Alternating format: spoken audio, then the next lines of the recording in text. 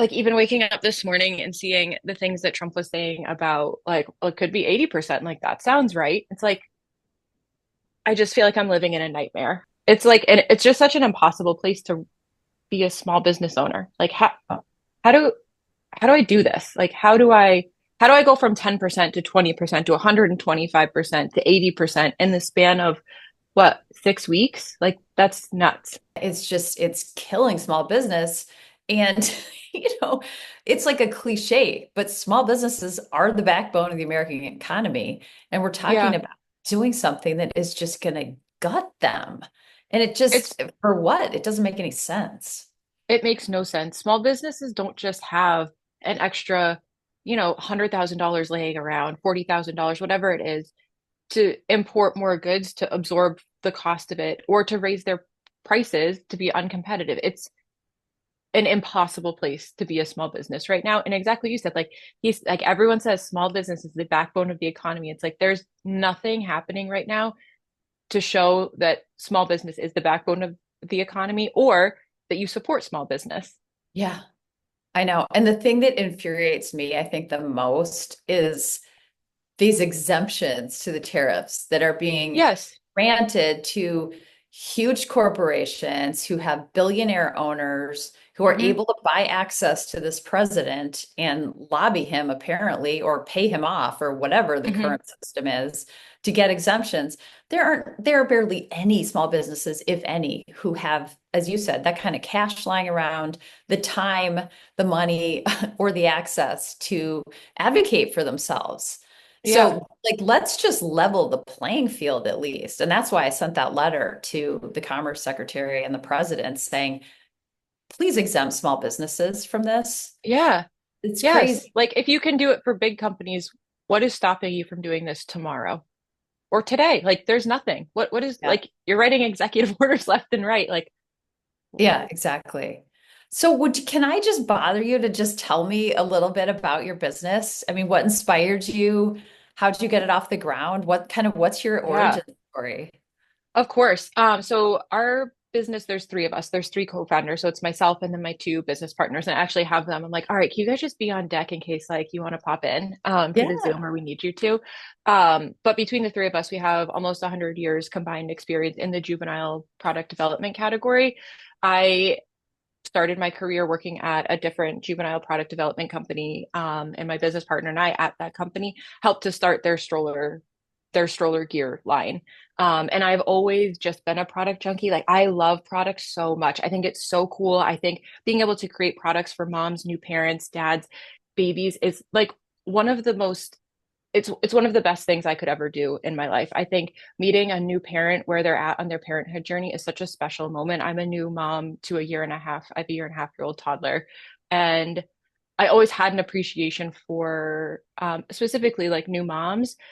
And then since becoming one, it's like, man, I just feel so honored that I'm able to create products for parents, especially when it's those first few days back from the hospital, right? Their stroller is such a crucial part to those first few weeks, getting being able to go out with baby. Um, so when we created Bombi, we knew that we wanted to create something that was affordable for parents. We wanted to make something that was eco-conscious, and we wanted to just be kind of a safe place for parents to come. We call them our hive. Like, come in, like, let's talk about how hard parenting is. Let's talk about how awesome parenting is, and let's talk about everything in between because parenting is such both of those extremes, right? It's like it's so amazing and it is so freaking hard right now. And I think we just wanted to be the space where people could talk about all of it. Like it's very much an and place of life. Like it's hard and it's amazing and it's Yeah. really hard. Yeah. um, That's so cool. and I so love our thank you. Our business has always been like at the root of it. Our core pillars have been to create affordable baby gear and eco-conscious baby gear. So everything that's happening right now feels like it goes directly against who we stand for as a company. We want to make really amazing products for parents that they can actually afford, and having to charge them more for the exact same product is so counterintuitive to us, and it it seems so unfair for parents when they're already spending $20,000 a year when they welcome a new baby into their home, and it's just going to get more expensive. Just it it's heartbreaking what's Yeah. happening. That resonates with me so much. I don't know if you know, but I'm an OBGYN. And Hmm. so, just going through a pregnancy with my patients, seeing them postpartum and through that just super challenging first year and all of the different Oh, changes in your life, in your body, in your emotions, in your family, and adjusting to being mm, a parent. And we make it so hard in the United States, right? Like we yes. don't help parents really at all. In fact, we No, do things that make it harder. So when yes. this parent stuff came up, I was like, first of all, you're going to exempt baby products, right? Because this administration that is also pressuring women to have more babies. Yeah. And so It's like the birth why would rates are you? down. We got to have babies. We got to make our families bigger. We got to like, and then also all the stuff to do that is 145% more expensive. Right, Like, right. So why the contradictions are hard to rationalize. So I sent a different letter to the Secretary of Commerce and the President asking them to exempt specifically baby products, mhm, many of which come from small businesses from these tariffs. Because as you already said, we know that new parents and families spend $20,000 in the first year of a baby's life and at least $1,000 on new baby gear.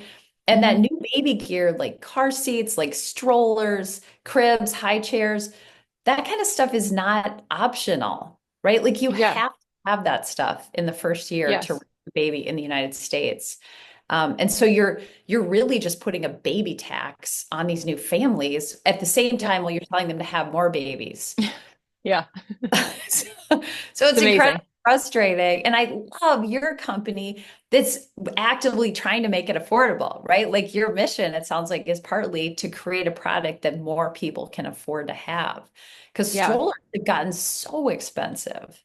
They're so expensive. We just came out with our new double stroller, and as of right now, we have absorbed 100% of the 145% tariff. Like we don't make any money on it because it's like we just want to make something for new parents, especially as if they're welcoming a second baby right now. The stress that they must be feeling, I can't even, I honestly can't even fathom it. All of my friends that are pregnant right now, all the gear that they were expecting to get maybe put on a registry or like have it be a little bit more affordable, they're buying it all much, much earlier now because everyone is really afraid. Like, how am I going to be able to afford this for my baby when I welcome them into my family? Yeah. It's yeah. So can you, a lot of people are saying, and I think this is what the president's message is, and manufacture it in the United States. Just make it Yeah, here. sure. So you're Cool. not, so How? tariffs aren't an issue for you. So can you Mhm. just explain why you can't do that? Or maybe you can. Like, tell me how you're going to do that. I it feels so frustrating to hear that comment from people to be like not from you, but it's like from other people. Like, well, why don't you just make it in the United States? It's like, oh, okay, sure. Like as if it's that easy that you can just snap your fingers, build a manufacturing plant, get all of the parts and pieces that you need, all of the assembly line, all of the workers, all of the testing structures, all of the raw goods and materials that you need in tomorrow. That and on top of that, having the capital to be able to do that it, for any small business is unaffordable. If we were to start a stroller manufacturing plant here, right, and we get all of the goods, we get all of the resources, we have the rivet machines and the assembly line, and we have the people that want to work, it would be upwards of millions of dollars for us. We don't have $1 million that we can just invest into this. In addition to that, it can't happen tomorrow. Like, so what would we do in the meantime from us saying today, all right, we're going to start and manufacture everything in the United States to a year from now? Like, how does a small business survive over and that's if you do it fast, right? Like, that's if you can build everything, find the finances, get it up and running within the next year. We just don't sell product. We don't manufacture product for a year. We don't have the finances to do that. We don't have the capital to do that. We're a small business. We were completely self-funded until we recently went for bank financing in the last year. Like we've invested so much of our own money. We've poured our hearts and souls into this business, and to see it just, I feel like I'm just like watching it like slip through my fingertips. It's like we have worked so hard to get it to where it is. We're 4 years old, right? So we launched around COVID. So we had the whole COVID time. We went through all of that. Oh my gosh. And now to go through this for the second time, it feels impossible, truly. it feels like a disincentive to starting a new business. Who would start a business if I said to anyone, you can start a small business, but you have to build a manufacturing facility, you have to hire the workers, you have to buy all the machines, you have to buy the raw goods, and you have to do it in the United States. Like no one's doing that. Yeah. Who Yeah. who, who would do that? Who can do that? Well, and I think about small business owners when you everything that goes into launching a small business, and then especially in those early years, getting it up and running. Small business owners live and breathe their business. It's a Yes. 24/7 effort. And then to just sort of feel like they're being tossed aside in this weird messaging. I don't even know. Again, I don't know what the president's goals are because he keeps changing what the goals of this tariff war actually are. Yeah. But I feel defensive for and protective of small business owners who are some of the hardest working people in our country. It's Thank just you. insulting It's to nice to me. hear at least that someone is defensive of us because it feels like we're on an island by ourselves. Like, what about us? Because as you say, we've poured I can't even like it's like 20-hour days. And on Yeah, top of having a newborn, it's like I've sacrificed so much for my business, for my family, to work so hard and to not feel supported and just like cast aside. Like I think the president even did an interview saying like strollers, like he kind of like scoffed at like parents needing strollers. It's like I've given everything to this business to build the most affordable products for parents so that parents can go out, especially in those first few months postpartum. It's like getting outside for just for mental health, right? To like get outside, feel the fresh air, be able to get out with your baby is so important to new parents. yeah. Like, how can you just like kind of like shoo it away? Like, oh, who needs a stroller? I don't Like think that man everybody has does. ever pushed a stroller I before. don't And know. he couldn't even come up with the word. He said those Yeah. things that you move Yeah. babies around in. He's like stroll. It's like Yeah, there's a I lack of empathy coming from the White House right now that's it's pretty hard to take. it feels really out of touch, Yeah, honestly, to be like, yeah. well, just buy $2 instead of 30. It's like parents aren't worried about that right now. Who Like gives their that's not, kid $2 for Christmas anyway? Much less yeah, 30. Like, what are you even talking about? yeah. Like parents are worried about essential gear items for their Yeah. babies. They're worried about the things that they need to get their Oh, baby to their doctor's appointments, to get them to daycare because yeah. babies have to go into daycare. Like it, Yeah. it, it does feel like such a lack of support for new parents, for small business owners, um, for pregnant people. It's Yeah. And at a time when so many people are struggling to make ends mhm, meet, it mhm. just feels like a real pile on. And for what? Yeah, yes. So, is there anything you think it's really important for people to understand, Kelsey, about what you're working on now, what your struggles are, and how these tariffs impact your business? Yeah, I think it's really important for people to understand who pays for the tariff because I think there's a little bit of confusion. Understandably so, there's been a lot of confusing messaging about who pays for the tariff and who absorbs that cost. It's not, China does not pay for the tariff. We pay for the tariff as much as we can. And then unfortunately, it gets passed on to the consumer. So at the end of the day, the consumer's paying for the exact same product, if not a lesser good. If a company is trying to make their product more affordable, right? They have to cut costs somewhere to keep it affordable. We're doing everything we can to not do that.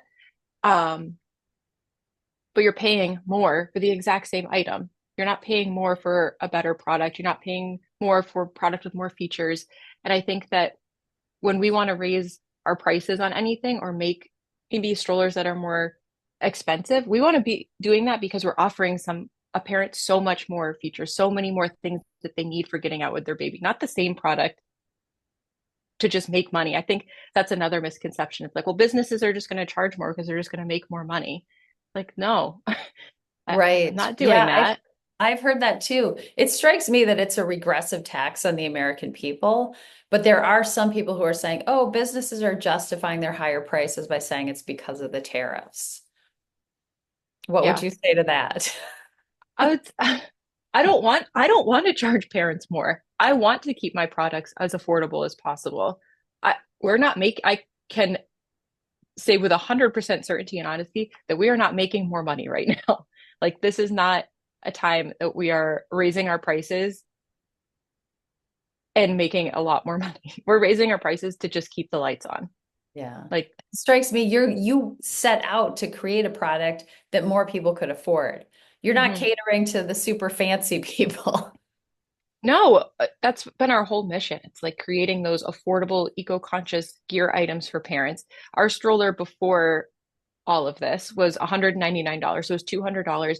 And you could get a car seat adapter strap. So essentially, you could have that full size travel system for your baby for $220, $225.